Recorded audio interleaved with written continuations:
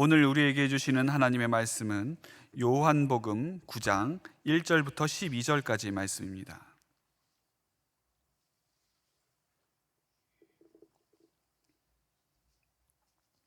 요한복음 9장 1절부터 12절까지 제가 가지고 있는 성경으로는 신약성경 161페이지입니다.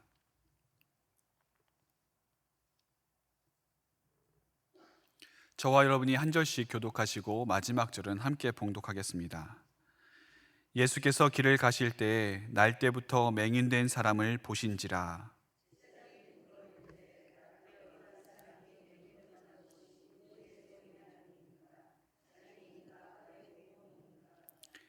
예수께서 대답하시되 이 사람이나 그 부모의 죄로 인한 것이 아니라 그에게서 하나님이 하시는 일을 나타내고자 하심이라.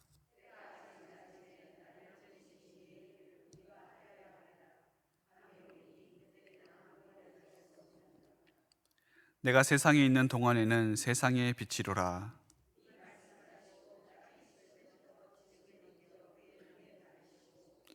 이르시되 실로암 못에 가서 씻으라 하시니 실로암은 번역하면 보냄을 받았다는 뜻이라. 이에 가서 씻고 밝은 눈으로 왔더라.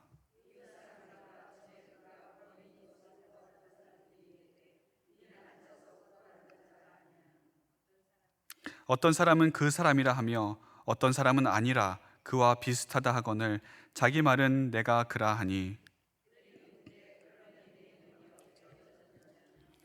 대답하되 예수라 하는 그 사람이 진흙을 이겨 내 눈에 바르고 나더러 실로암에 가서 씻으라 하기에 가서 씻었더니 보게 되었노라. 그들이 이르되 그가 어디 있느냐 이르되 알지 못하노라 하니라. 아멘. 얼마 전에 책을 읽다가 재미있는 표현이 나와서 그 뜻을 찾아본 적이 있습니다. 바로 개와 늑대의 시간이라고 하는 건데요, 자료를 찾아보니까 이 개와 늑대의 시간이 문학 작품에서는 이미 빈번하게 쓰이는 표현이고 또 이 이름으로 드라마가 나오기도 했었더라고요. 이 개와 늑대의 시간, 여러분 어떤 시간 같습니까? 왜 이런 표현이 나왔을까요? 이게 프랑스 양치기들 사이에서 나온 표현인데 왜 프랑스 양치기들은 이 개와 늑대의 시간이라고 하는 표현을 썼는가? 이것이 우리나라 말로 번역하면 황혼이라고 번역할 수가 있습니다.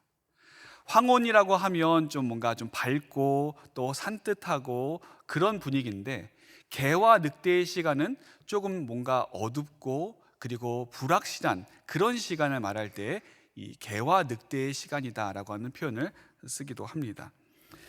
그럼 왜 이런 표현을 썼는가? 여러분, 해가 질 무렵에는 어떻습니까?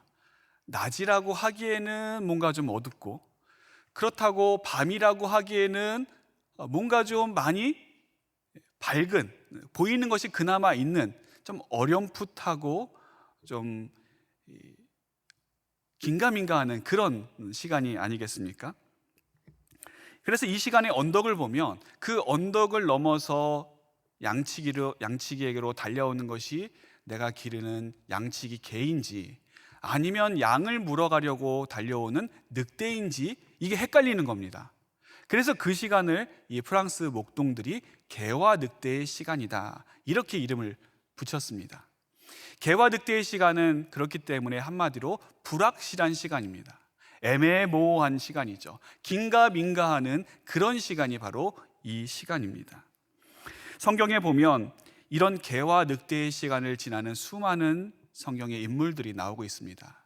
아브라함이 그 대표적인 인물입니다. 하나님께서 그를 갈대아 우르에서 불러내셨습니다. 그때에 아브라함이 하나님께서 어디로 가라 명확하게 그 지명을 알려주시지 않으셨습니다. 내가 너에게 약속의 땅으로 인도할 것이다, 그 약속은 주셨는데 그 땅이 어디인지, 그 땅 규모가 얼마이고 또 그 땅이 어디에 위치해 있는지, 그 땅에 몇 명이 살고 있는지 아무런 정보도 주지 않으셨습니다. 그리고 그 땅에서 어떠한 하나님의 놀라운 일들을 펼치실지에 대한 정확한 청사진도 하나님께서는 그에게 보여주시지 않으셨습니다. 그럼에도 불구하고 아브라함은 그 길을 떠나갔던 것이죠. 명확하지 않은 시간, 개와 늑대의 시간을 아브라함은 믿음으로 지날 수 있었던 것이고, 그로 말미암아 하나님께 믿음의 조상이다라고 하는 칭호를 받을 수가 있었던 것입니다. 이스라엘의 초대 왕이었던 사울도 이 개와 늑대의 시간을 보낸 적이 있었습니다. 사울 왕이 되고 나서 2년이 지나자 블레셋이 쳐들어왔습니다. 그래서 왕으로서 이제 이스라엘 백성들을 모아서 블레셋과 전쟁을 벌여야 되는데, 전쟁을 벌이기 전에 이 사울 왕이 기특하게도 하나님께 먼저 제사를 드려야겠다라고 하는 생각을 갖게 됩니다. 얼마나 기특한 생각입니까? 그래서 이제 사무엘을 초청해서 사무엘을 기다리고 있는데, 글쎄 사무엘이 안 오는 겁니다. 정해진 기간이 일주일이었는데 이 일주일이 지나도록 사무엘이 오지 않았습니다. 점점 마음은 초조해지고, 이제 오나 저제 오나 도대체가 사무엘이 올 기미를 보이지 않자 점점 사람들의 마음이 약해지고 흩어지기 시작했습니다. 그래서 하나 둘 그 자리를 떠나는 그 모습을 보니까 사울 왕의 마음이 급해졌습니다. 이러면 안 되겠다, 큰일 나겠다, 이러다가 사람들 다 떠나고 없겠다. 그래서 부랴부랴 자기가 주관해서 제사를 하나님께 드리고 말았습니다. 이 제사가 마치자마자 사무엘이 도착한 겁니다. 사무엘이 묻습니다. 도대체 무슨 일이 있었습니까? 그러자 이제 사울 왕이 자초지종을 설명하니까 사무엘이 그런 이야기를 합니다. 왕이 망령되이 이 일을 행하셨습니다. 하나님의 말씀을 지키지 않았기 때문에 왕의 나라가 오래 가지 못할 것입니다. 그런 이야기를 했습니다. 사울 왕이 어쩔 수 없이 내가 하나님께 제사를 드릴 수밖에 없었습니다, 그렇게 얘기를 했지만, 사실 이 개와 늑대의 시간을 사울 왕은 그 불안함과 초조함을 견디지 못하고 자기가 하고 싶은 일을 해버렸던 것입니다. 오늘 본문에 나오는 이 실로암으로 가고 있는 맹인도 사실 개와 늑대의 시간을 보내고 있는 중입니다. 실로암으로 가고 있는데 뭔가 좀 확실한 게 없습니다. 아니, 우리 예수님께서도 고쳐주시려면 한 번에 확실하게 고쳐주시지, 이건 고쳐주신 것도 아니고 안 고쳐주신 것도 아니고, 예수님께서 땅에다 침을 뱉어서 진흙을 이겨서 눈에 바르시면서 이상한 행동까지 하시면서 굳이 실로암 가서 씻으라, 이 말씀을 하신 이유가 뭡니까? 그 길을 가고 있는 이 맹인의 입장에서는 긴가민가, 정말로 이게 나을 수 있는가 없는가, 그런 개와 늑대의 시간을 보내고 있었지 않았겠습니까? 얼마나 우리가 입장 바꿔서 생각해 보면 번거롭고 또 짜증나고 또 불편한 일입니까? 그러나 예수님께서 일으키신 이 기적은 분명한 주님의 뜻이 있으신 표적이었습니다. 그래서 요한복음에서는 이 부분을 표적으로 삼고 있습니다. 이게 표적이 아니라면 굳이 이렇게 안 하셔도 됩니다. 이와 비슷한 기적을 예수님께서는 마태복음에서 두 맹인을 고쳐주셨는데, 그때는 뭐라고 말씀하셨습니까? 내 믿음대로 될지어다, 그렇게만 말씀하셨어요. 그러니까 이 두 맹인의 눈이 떠졌습니다. 또 마가복음에 보면 바디메오를 보시고 예수님께서 내가 내게 무엇 해주길 원하느냐, 내 보기를 원하나이다, 내 믿음이 너를 구원하였다, 이 말씀을 하고 나시자 바디메오는 보게 되었습니다. 얼마나 간편합니까? 얼마나 쉽습니까? 이렇게만 하셔도 예수님께서는 얼마든지 이 맹인을 고쳐주실 수 있으셨는데, 왜 굳이 이렇게 번거롭고 또 지저분하기도 하고 껄끄럽기도 하고 시간이 걸리는 이 일을 도대체 왜 행하신 겁니까? 이 사건이 표적이기 때문에 그런 것이죠. 예수님께서 어떤 분이신지, 예수님께서 우리를 통해서 펼치시는 구원 사역이 도대체 어떤 의미가 있고 어떤 과정 중에 있는지를 우리에게 보여주시기 위한 표적이었던 것입니다. 이 표적은 처음부터 끝까지 하나님의 구원에 관한 여정을 담고 있습니다. 그래서 제자들이 예수님께 나와 이 사람에 대해서 묻죠. 예수님, 이 사람이 이렇게 된 것이 누구 죄 때문입니까? 이 사람의 죄 때문입니까? 아니면 이 사람의 부모의 죄 때문입니까? 죄의 문제를 가지고 이 사건을 다루려고 했습니다. 그런데 예수님께서는 이 사건을 죄의 문제로 다루시는 것이 아니에요. 뭐라고 말씀하십니까? 이 사람이나 그 부모의 죄로 인한 것이 아니니라. 그에게서 하나님이 하시는 일을 나타내고자 함이니라. 이 말씀을 예수님께서 해주신 겁니다. 이 사람이 죄가 있고 없고 그게 중요한 게 아니라, 이 사람이 낫고 못 낫고 그게 중요한 것이 아니라, 이 사람을 통해서 하나님이 하시는 일을 나타내고자 함이 이 표적 사건의 중요 메시지인 것입니다. 예수님께서 이 병자를 고치신 이 사건, 이것은 하나님의 하시는 놀라운 일을 표적으로 우리에게 보여주신 사건이십니다. 그러면 하나님께서 예수님을 통해서 우리에게 하시는 그 궁극적인 일이 무엇입니까? 죄와 사망으로부터 우리를 구원해 주시는 놀라운 구원 사역이 아니겠습니까? 그 놀라운 구원 사역이 어떻게 이루어지는가, 또 어떠한 특징을 가지고 있는가, 오늘 표적 사건을 통해서 우리에게 분명하게 말씀해 주고 있는 것입니다. 먼저 오늘 본문을 보시면 하나님께서 이루시는 구원은 어떤 구원인가? 인간의 가능 없음에서 이루어지는 구원입니다. 이 사람은 날 때부터 맹인으로 태어난 사람입니다. 이 당시 어떠한 장애를 가지고 태어났다라고 한다면 사람들이 생각할 때, 저 사람은 하나님께 버림받은 자야, 저 사람의 부모가 혹은 저 사람이 죄를 지었기 때문에, 죄인이기 때문에 하나님께 천벌을 받았고, 그래서 하나님께 나아갈 수 없는 저런 벌을 가지고 이 땅에 태어난 것이야, 그런 생각을 사람들은 가지고 있었습니다. 그렇기 때문에 장애를 가지고 태어난 이 사람은 하나님께 나아갈 자격이 없는 사람이었습니다. 하나님께도 버림받고 사람들에게도 조롱받고 그 누구에게도 반갑게 맞아들여지지 않는 그런 사람이 바로 이 사람이었습니다. 자격만 없습니까? 능력도 없습니다. 누군가 이 사람을 끌고서 나아가지 않으면 앞이 한치도 보이지 않기 때문에 하나님께는커녕 어떤 자신의 구걸이라든지 생계를 이어나갈 것이 막막했던 사람이 이 사람입니다. 자기의 힘과 자기의 능력으로는 도저히 살아갈 수 없는 그런 무능력한 사람이 바로 이 사람이었던 것이죠. 이것을 종합해보면 한마디로 자격도 없고 능력도 없고 가능성 제로인 사람이 바로 이 날 때부터 맹인되었던 사람인 것입니다. 그런데 여러분, 그런 자를 예수님께서 어떻게 하셨습니까? 보셨습니다. 그래서 1절에 보시면 이렇게 말씀하십니다. 예수께서 길을 가실 때 날 때부터 맹인된 사람을 보신지라. 여기서 보다라고 하는 말은 헬라어 원어로 에이덴이라고 하는데, 이 에이덴은 그냥 보는 것이 아니라 주목하다, 관심을 갖고 보다. 그냥 수동적으로 이렇게 눈을 돌리다가 어쩔 수 없이 보게 된 것이 아니라 적극적으로 능동적으로 그 사람을 쳐다보고 바라보다라고 하는 그런 뜻을 가지고 있습니다. 그런 에이덴의 눈으로 우리 주님께서는 이 사람을 주목하셨습니다.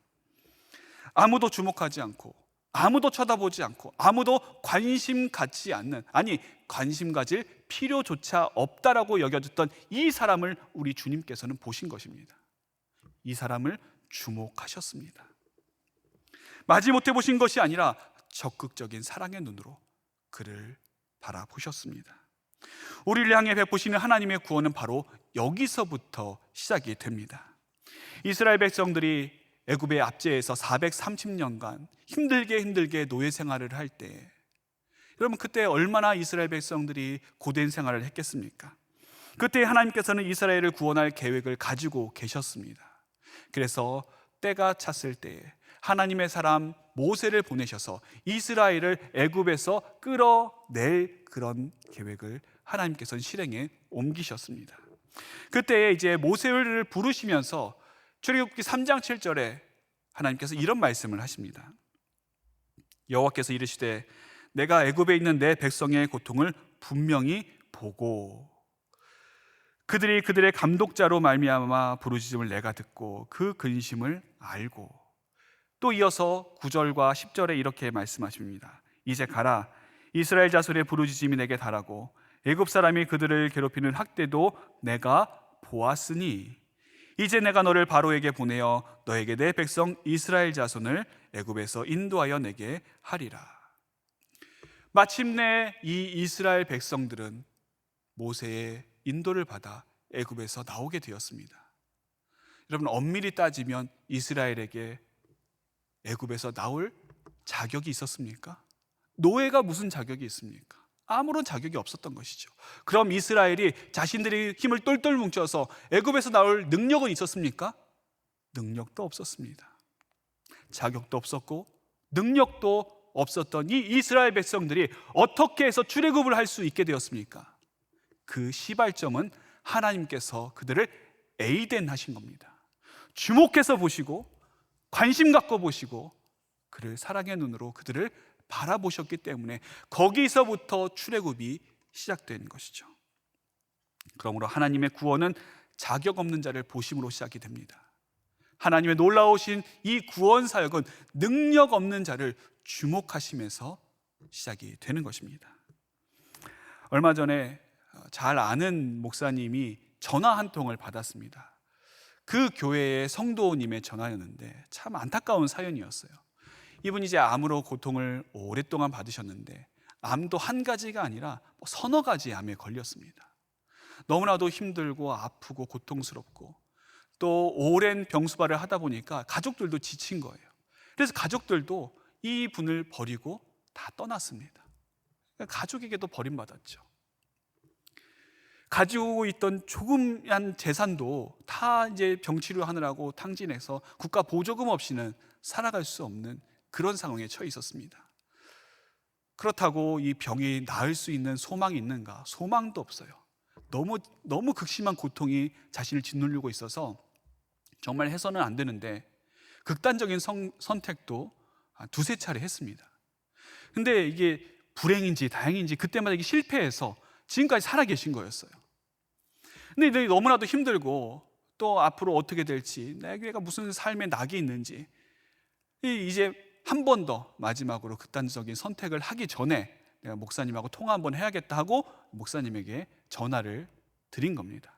그 전화를 받고 나서 이 목사님이 성도님 참 힘드실 텐데, 그리고 참 큰 용기 내주셔서 전화를 주셨는데 마지막 한 번 더 저에게 기회를 주셔서 이번 주에 교회에 오시면 저하고 좀 이야기할 수 있는 시간을 좀 주시라고 그렇게 이야기를 했습니다. 그분이 알았다, 마지막 목사님 소원 들어드리겠다 하고 이제 그 주일에 왔습니다. 와서 이제 목사님하고 이야기하다 보니까 이 분의 마음이 점점 이제 변화되기 시작했습니다. 그래서 그래, 내가 잘못 생각했구나, 내가 이러면 안 되겠지, 이제 그런 마음을 갖고 이제 극단적인 선택을 안 하겠습니다. 그렇게 하고 나서 이제 말미에 목사님이 이분에게 제안을 하나 하셨습니다. 성도님, 우리 교회가 오랫동안 이제 관리 집사님을 구하고 있는데 이 관리 집사님 구하는 것이 힘들어서 교회가 참 지금 어려움을 겪고 있습니다. 그래서 혹시 성도님께서 여력이 되시면 또 생각이 있으시면 우리 교회를 섬겨주시면 참 좋겠습니다. 그럼 저희가 사례도 하고 좀 생활하실 수 있도록 돕겠습니다. 이분은 원래 여기 오기 전까지는 죽을 생각으로 왔는데 졸지에 이분에게 뭐가 생긴 겁니까? 사명이 생긴 거예요. 졸지에 잡이 생기게 되고 자기가 이곳에 살아가야 될 그 이유가 생기게 된 겁니다. 좋습니다, 목사님. 흔쾌히 허락하고 그 다음 날부터 출근해서 교회를 섬기고 또 교회의 여러 가지 일들을 감당하는데 이분이 완전히 바뀌게 되었습니다. 무엇이 이분을 이렇게 만들게 된 것입니까? 인간적으로 보면 여러분, 이분에게 무슨 능력이 있고 무슨 자격이 있습니까? 이분이 살아갈 수 있는 무슨 소망이 있고 무슨 기대가 있고 무슨 낙이 있습니까? 아무것도 없는 것이죠. 그럼에도 불구하고 하나님께서는 하나님의 일을 나타내시기 위해서 이분을 사용하신 겁니다. 날 때부터 맹인된 사람을 보시면서 우리 주님께서는 말씀하십니다. 하나님의 일을 나타내고자 함이니라. 이런 사람도 하나님께서 쓰신다는데, 이런 사람도 하나님께서 사용하신다는데, 이런 사람도 우리 하나님께서 필요하다고 하시는데 누가 이 사람에 대해서 더 이상 왈가왈부할 수가 있겠습니까? 우리가 볼 때 하나님, 저런 사람도 구원받을 수 있습니까? 저런 사람도 구원받을 수 있습니다. 하나님, 저런 사람도 천국 갈 수 있습니까? 저런 사람도 천국 갈 수 있습니다. 하나님, 저런 사람도 하나님의 자녀가 되고 하나님의 사랑을 받을 자격이 됩니까? 저런 사람도 하나님의 사랑을 충분히 받을 수 있고 저런 사람도 하나님의 그 자녀가 될 수 있는 그 은혜가 주어지게 됩니다. 그럼 여기서 말하는 저런 사람은 어떤 사람입니까? 누구를 말합니까? 바로 나 같은 사람입니다. 그러므로 나 같은 사람도 우리 주님께서 사랑해 주시고, 나 같은 사람도 구원받을 수 있는 것이고, 나같이 날 때부터 맹인되었던, 영적으로 그런 삶을 살아왔던 나 같은 자도 우리 하나님께서 하나님의 일을 위해서 사용하신다, 그렇게 말씀하고 있는 것입니다. 나같이 자격 없고 나같이 능력 없는 자라도 우리 주님께서는 얼마든지 구원해 주실 수 있으시다라고 하는 것이 오늘 이 실로암 표적을 통해서 우리에게 주시고자 하는 하나님의 음성인 것입니다. 네, 여러분, 이 사람이 이 고침을 받는 그 과정을 보면 좀 이상한 면이 있습니다. 이제 한번 생각해 보십시오. 아무리 예수님이지만 침을 땅에 퇴 뱉어서 그것을 진흙을 이겨서 눈에 바른다 라고 한다면 여러분 중에 얼마나 그 진흙을 눈에 바르시겠습니까? 물론 믿음 좋은 분들은 바르실 수도 있지만 바르면서도 좀 불편할 거예요.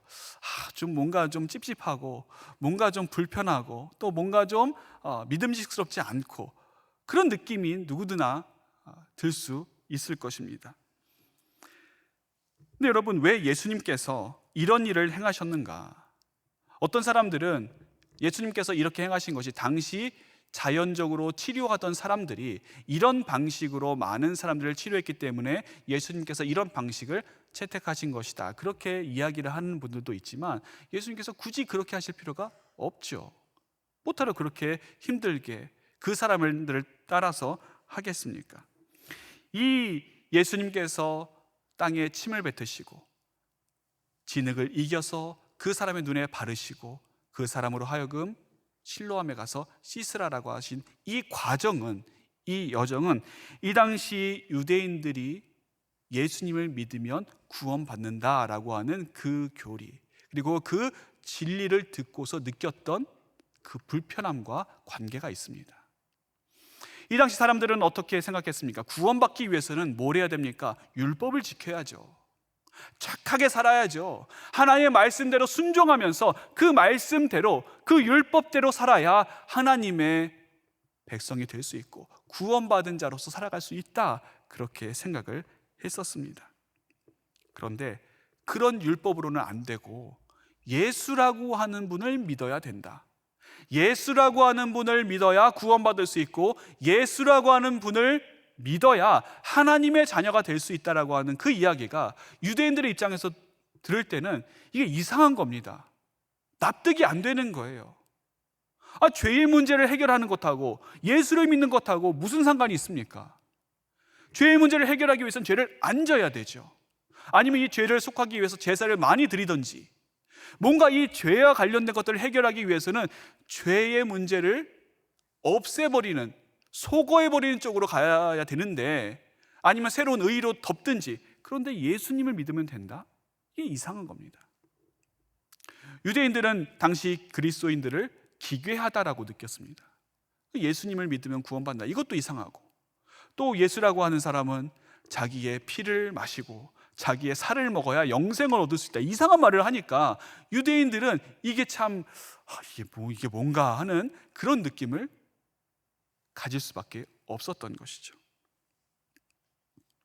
좀 더 착하게 살아야 된다, 좀 더 죄를 안 지어야 된다, 좀 더 다른 사람들 많이 도와줘야 되고 뭔가 좀 특출난 면이 있어야 된다, 그러면 이해가 되는데, 그러면 합리적인데 예수라고 하는 분을 믿어야 된다, 불쾌한 것이죠. 그런데 여러분, 우리에게 주시는 이 하나님의 구원은 사실 우리가 이해할 수 없는 이상한 부분들이 참 많이 있습니다. 우리가 이해할 수 있으면 그게 하나님의 역사겠습니까? 이스라엘 백성들이 광야에서 하나님을 원망하다가 불뱀에 물려서 죽어갈 때 이 불뱀에 물린 사람들을 구원할 수 있는 방법으로 하나님께서 주신 방법도 이상했습니다. 어떤 방법을 주셨습니까? 어디 가서 치유를 받는다든지, 아니면 적어도 모세에게 가서 치유 좀 해주십시오, 기도를 받는다든지, 아니면 무슨 약을 먹는다든지, 이런 방식이 아니라 전혀 듣도 보도 못한 방식, 구리로 뱀을 만들어서 장대 높이 다른 다음에 그 노뱀을 본 자마다 살 것이다. 이상하죠. 기괴합니다. 아니, 지금 불뱀에 물려서 죽어가는 것하고 뱀을 바라보는 것하고 무슨 상관이 있습니까? 아무 상관이 없는 거예요. 그런데 그 뱀을 바라보는 자는 살았고, 다른 방법을 찾고, 저것 가지고는 안 돼, 저게 무슨 상관이야, 지금 내가 당장 아프고 죽어가는데 이 고통을 해결할 다른 무언가 있을 거야, 다른 것을 찾았던 사람들은 다 거기에서 죽고 말았습니다. 하나님께서 우리를 통해서 이루시는 구원의 방법은 우리 생각에는 좀 더 세련되고 뭔가 과학적이고 뭔가 합리적이고 이성적으로 이루어 주시면 참 좋겠다, 그런 생각이 들지만 그렇지 않습니다. 악독한 죄인의 상징인 십자가가 어떻게 우리를 구원할 수 있는가? 사람을 죽이는 사형틀인 저 십자가가 어떻게 우리에게 영생을 보장해 준다는 말인가? 아니, 생전 처음 보는 저 예수라고 하는 사람, 저 사람을 믿으면 거기다 십자가에 달려 죽어가는 저 초라한, 아무 능력 없어 보이고 아무 힘 없어 보이는 저 사람을 믿으면 하나님의 자녀가 될 수 있다. 이게 어떻게 가능한 것인가? 믿는 우리들이야 이것이 당연한 것이고 이것이 진리라고 받아들여지지만, 믿지 않는 자들에게는 마치 이 이야기가 땅에다 침을 뱉어서 진흙을 이기고 눈에 바르고 실로암에 가서 씻으면 낫는다, 이런 얘기와 다를 바가 없는 것입니다.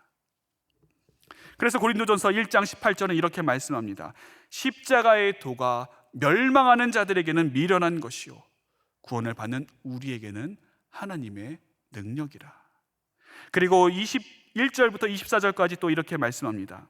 하나님의 지혜에 있어서는 이 세상이 자기 지혜로 하나님을 알지 못하므로 하나님께서 전도에 미련한 것으로 믿는 자들을 구원하시기를 기뻐하셨도다.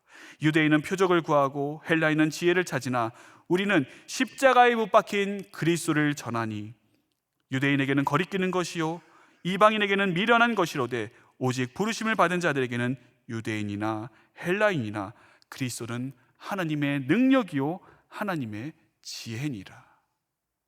믿지 않는 자들은 이것을 받아들일 수 없지만 그들에게는 이것이 미련한 것이요 어리석은 것이요 이것이 거리끼는 것이지만, 믿는 우리에게는 이 길밖에는 없습니다.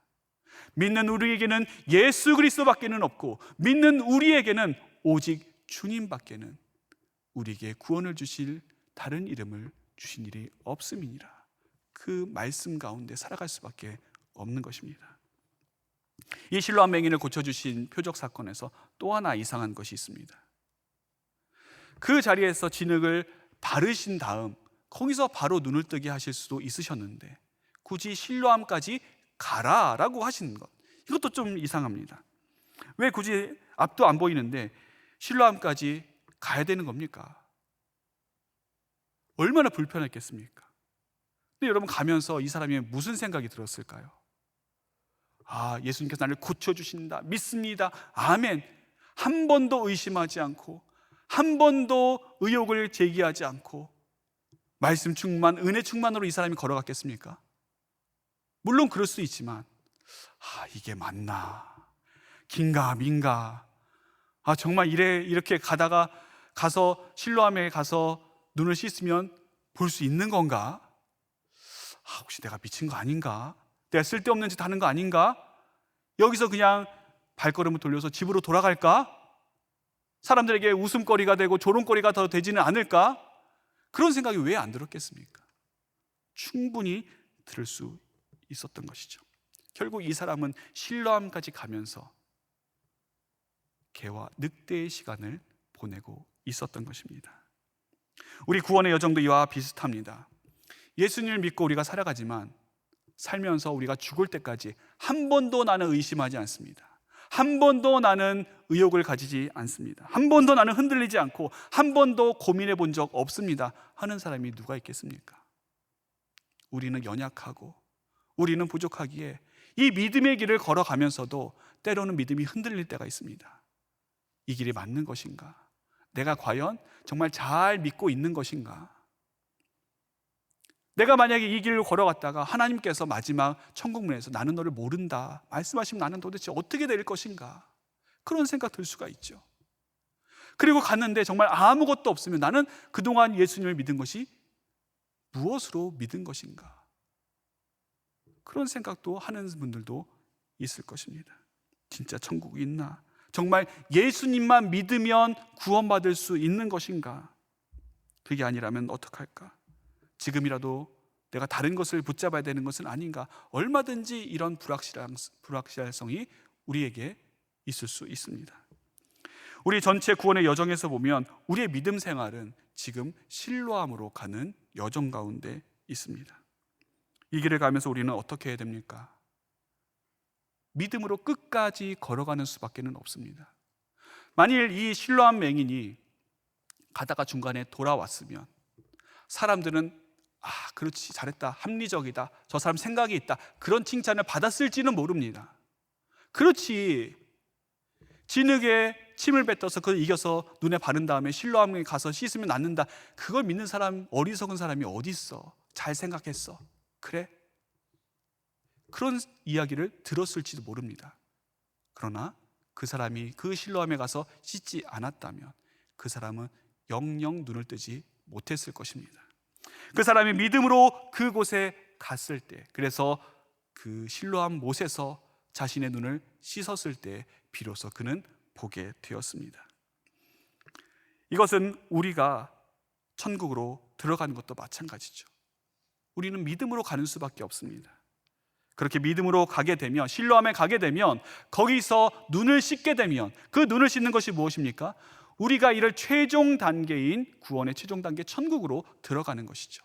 그 천국에 들어가서 우리의 뒤의 여정을 돌아보면 그때 가서야 참 진리가 무엇인지, 참 생명이 무엇인지, 참 구원의 방법이 무엇이었는지를 우리는 깨닫게 될 것입니다. 그리고 그때 가서 우리가 발견할 수 있는 것 한 가지, 나를 이 구원의 여정까지 이끌어 오신 것이, 나는 내가 결단하고 내 결심으로 이곳까지 온 줄 알았는데, 내가 잘 선택해서 이곳에 온 줄 알았는데, 나의 확신 때문이 아니라, 나의 자격이나 능력이 아니라 실로암에 가서 씻으라 말씀하신 주의 말씀이 나를 이곳까지 끌고 오셨구나. 말씀의 주관자 되시고 말씀을 조명하시는 성령님께서 나로 하여금 이곳까지 올 수 있도록 도와주셨구나 라고 하는 것을 우리는 그때 가서야 깨닫게 되는 것입니다. 실로암이라고 하는 이름은 보냄을 받은 자라고 하는 뜻을 가지고 있습니다. 누가 보냄을 받았습니까? 겉으로 볼 때는 맹인이 보냄을 받았습니다. 예수님께서 실로암으로 가라 말씀을 하셔서 실로암에 보냄을 받아서 그는 갔습니다. 하지만 실제적으로는 우리 주님께서 보내심을 받으셨습니다.